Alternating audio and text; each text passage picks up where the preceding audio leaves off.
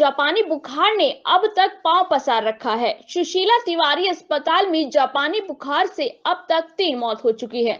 सुशीला तिवारी अस्पताल के प्राचार्य डॉक्टर अरुण जोशी ने बताया कि अब तक 2 महिलाएं और 1 पुरुष की मौत हो चुकी है। इनमें 2 लोग उधम सिंह नगर के और 1 केसा कालाडूंगी का था। उन्होंने बताया कि अस्पताल में जापानी बुखार से पीड़ित 1 और महिला भर्ती है, जिसका इलाज चल रहा है। उसके स्वास्थ्य में अब धीरे धीरे सुधार आ रहा है। भी इस तरह चल रहा है क्योंकि अब क्या जैसे बुखार वाले आ रहे हैं, बेहोशी है, वो भी जिनके साथ लग रहा है कुछ है, तो 3-4 दिन उसके बाद हम लोग इनकी जेई के स्पेसिफिकली इनकी हम जांच करवा भी रहे हैं, ताकि पहले होता ही लोग करवाते ही नहीं तो पुष्टि भी नहीं हो पाती थी। क्योंकि ऐसे मरीज आ रहे हैं और उनकी हम जाँच कर रहे हैं, वैसे एवेल्यूएट कर रहे हैं, तो उसकी पुष्टि भी हो जा रही है। पूर्व में जापानी बुखार के कई मरीज सामने आए और कुछ स्वस्थ होकर लौट चुके हैं। वहीं जापानी बुखार के लगातार बढ़ रहे मामले के बाद स्वास्थ्य विभाग अलर्ट मोड पर है। उन्होंने कहा कि मौसम के उतार चढ़ाव के चलते कई तरह के रोग उपचार के लिए आ रहे हैं। किसी को मामूली बुखार है तो किसी को वायरल, टाइफाइड, डेंगू जैसी बेहोशी, दौरे जैसी शिकायतें हैं। कहा कि लोगों को बेहद सावधानी बरतने की आवश्यकता है। वहीं लोगों को टेस्ट करवाने की भी अपील की गई है, ताकि समय रहते उपचार किया जा सके।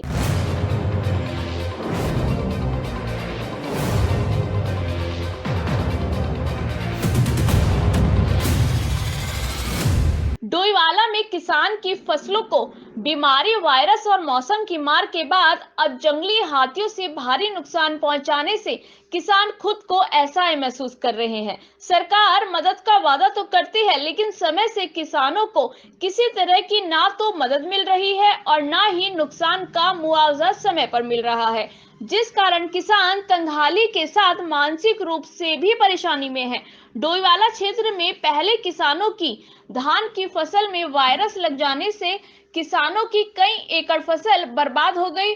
फिर किसानों के पालतू पशुओं में बीमारी ने किसानों को भारी नुकसान पहुंचाया और अब किसानों की साल भर की मेहनत से उगा गन्ना जंगली हाथी तहस नहस कर रहे हैं, जिस कारण किसान आर्थिक और मानसिक रूप से बेहद परेशान है।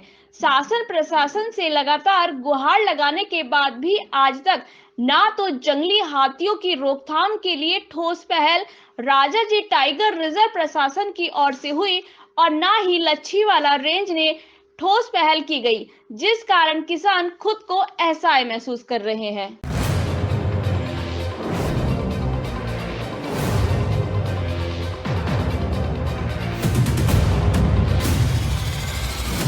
मुख्यमंत्री पुष्कर सिंह धामी 1 दिवसीय दौरे पर गुरुवार सुबह नैनीताल पहुंचे।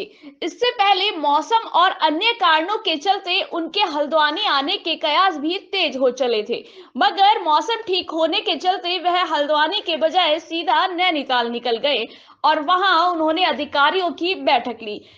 देखिए, वर्तमान में तो जो हालात हैं उन हालातों में तो यही लगता है कि जो हमारे जनप्रतिनिधि हैं, जो उच्च स्तर के जनप्रतिनिधि हैं, उन्हीं की वजह से जो दहशत है इन सरकारी अमलों में वो उन्हीं की वजह से है और उनके आने की मात्र सूचना पे ही ये सारी चीज़ें आज हो गई हैं जो कभी दिखाई नहीं पड़ती हैं।